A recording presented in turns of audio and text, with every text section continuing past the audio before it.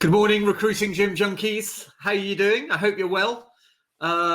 It is Monday of week 3 in the lockdown. It's great to see some regular faces in the morning stand-up. When I was sort of thinking yesterday about what to cover in the morning stand-up, I was a little bit betwixt and between, really, because people told me it was Easter next weekend. And it sort of seems like we've been living in a holiday period.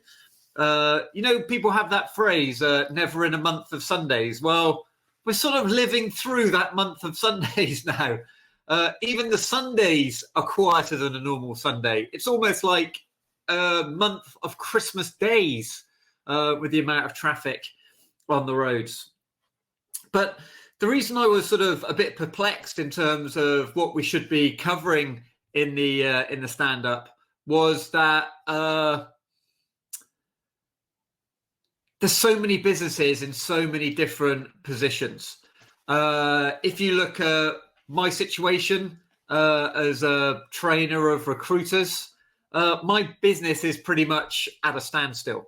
I'm still delivering lots of training. But primarily I'm supporting my existing clients just to help them get through. It's not about maximizing revenue in today's world. And so it's a peculiar thing to be sort of working hard in your business, but knowing you're doing the right thing rather than actually sort of getting paid for it. You're sort of like giving forward, as it were. And we've got some great shows planned this week. We're running a show on how to deal with candidate risk that will come from not only COVID-19, but also potentially uncertain economic times in the future.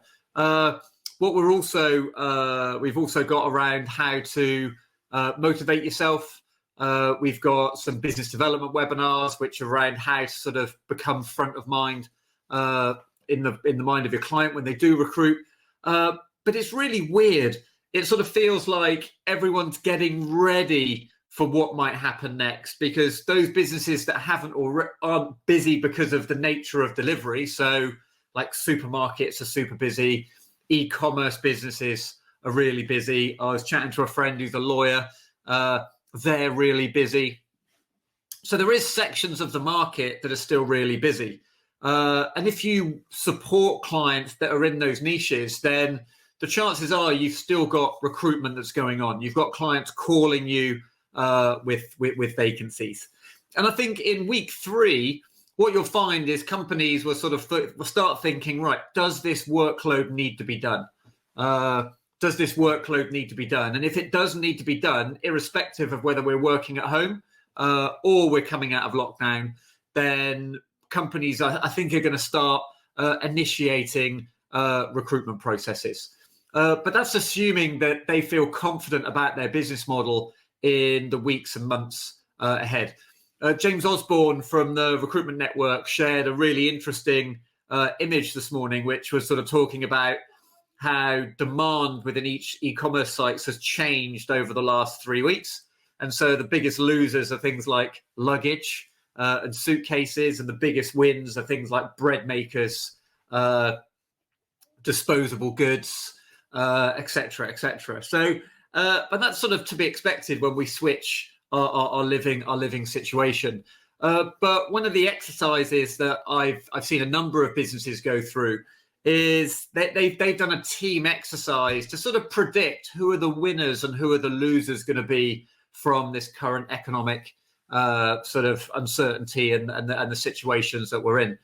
And so I'd encourage you to do that exercise with your team, because really, whether you're busy or quiet, and to be fair, most recruiters I speak to are very, very quiet, especially those in niches where there's not much demand if the business isn't selling much. So finance and accounting seem to be struggling unless you can do analytics on what we're not earning. Pharma is still pretty busy, and biotech is still pretty busy. But what we're doing is thinking about sort of who are the winners and the losers, which companies within our specialism are going to do well. It could be we've got a lot of pure e-commerce companies, so they're going to do quite well. We've got mainstream retail, and there, if you do IT recruitment, they're going to accelerate their digital delivery platform. The friend I spoke to that was a lawyer specializes in retail, and he sort of says that what's happening to the high street is basically taking what was going to happen in the next 6 years, and it's forcing it on the industry in the next in 3 months. And so thinking about which retail companies are going to be winners and losers. If I was doing IT recruitment or e-commerce recruitment, companies are going to be accelerating that ability to deliver digitally and making sure they've got the supply chain and the logistics around that. And that touches on a number of different niches. If I play store managers, then it may be a little bit different. It could be if I do marketeers that specialize in e-commerce, then that will in turn be part of organizations realigning their workforce. And so what we've got to think about is how a business is going to adapt their business model to make sure when a lockdown happens again, that actually they're able to continue trading in the way they are at the moment. Think about it from the recruiting gym's perspective. All my effort and energy is going into online training. Why?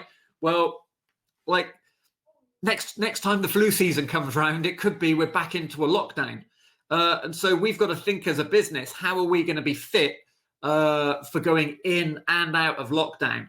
We're not quite sure of what the route out is yet. We're able to learn from China and Hong Kong and other sort of Asian countries, but they're not quite sure yet.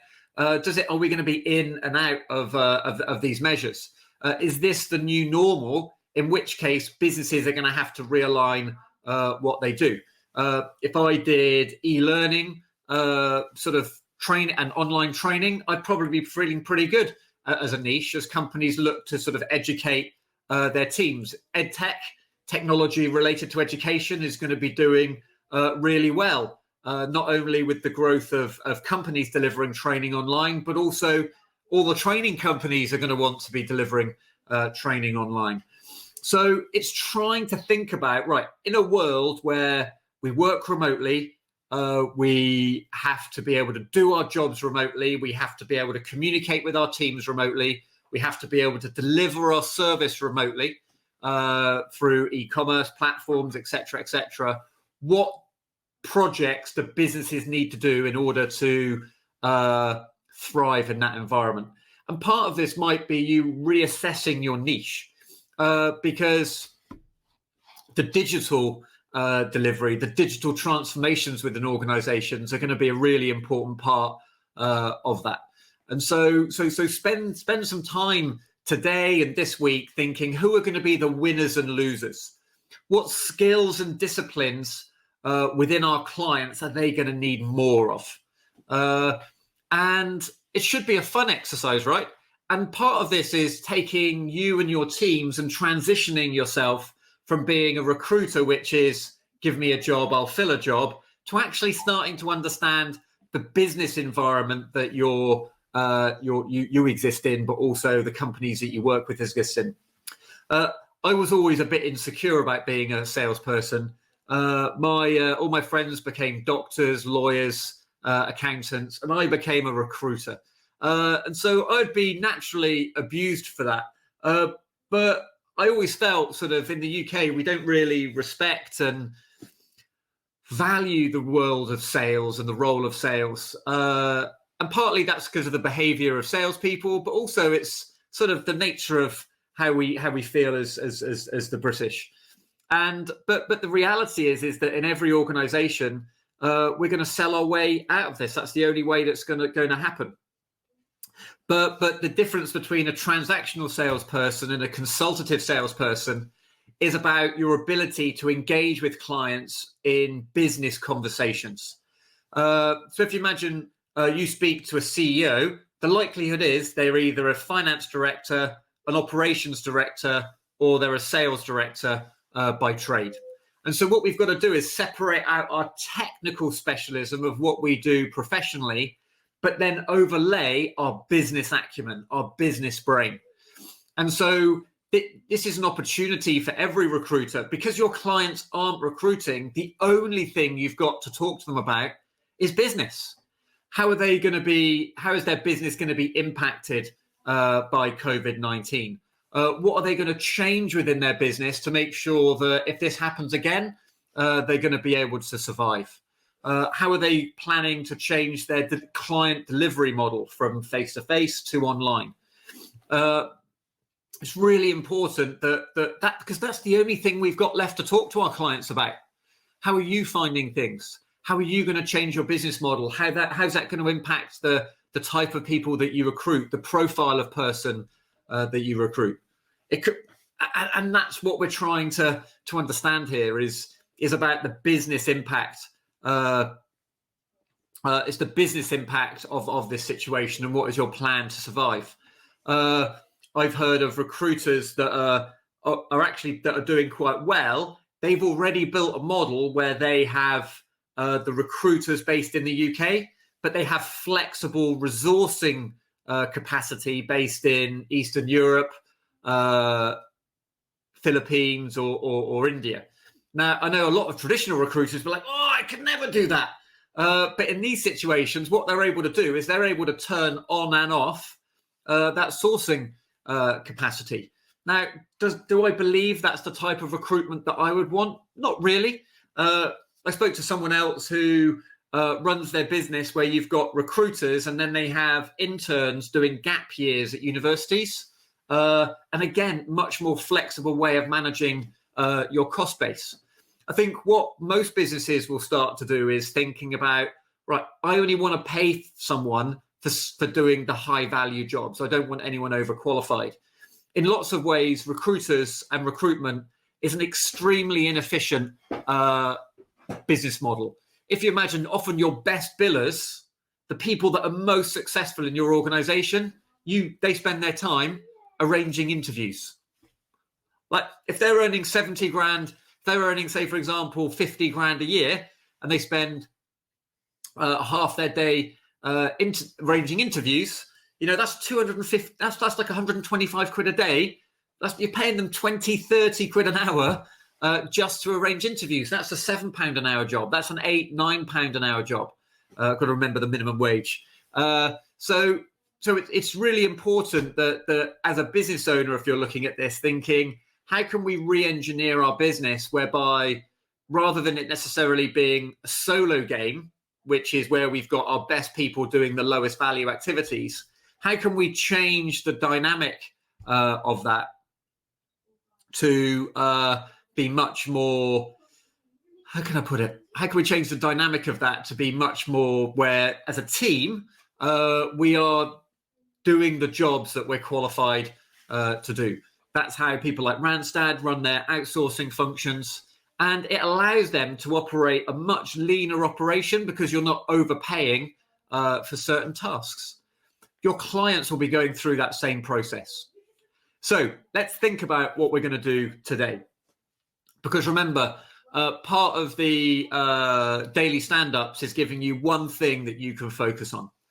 And the thing that I'd like you to focus on today is I want you to think about who are going to be the winners and losers within your markets.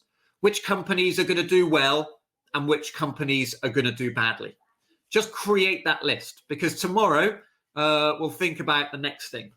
Why aren't I talking about smashing the phones today?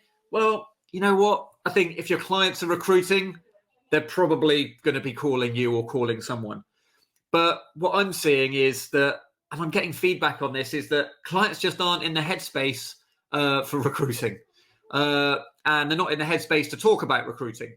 So what we've got to do is think about how can we be proactive and engage clients and candidates in things that are just about business, that help enable us to help them with market intelligence, market insights, just to sort of help them through this period.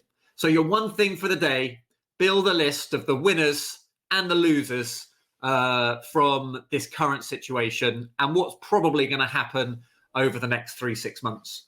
Print off your current client list, print off your lapsed client list, and work out who are going to be the winners and the losers. Then look at your target list and think about who's going to do well. Remember, that's the start of having a strategy. And when you feel like you've got a strategy, you can begin to feel like you're in control. So thank you very much, everybody. I really appreciate you joining in. And we got over 30 today, so we've got a pretty good show today. And I think more people are finding us because it's the same link every single day. So I look forward to seeing everyone soon. Take care now. Bye.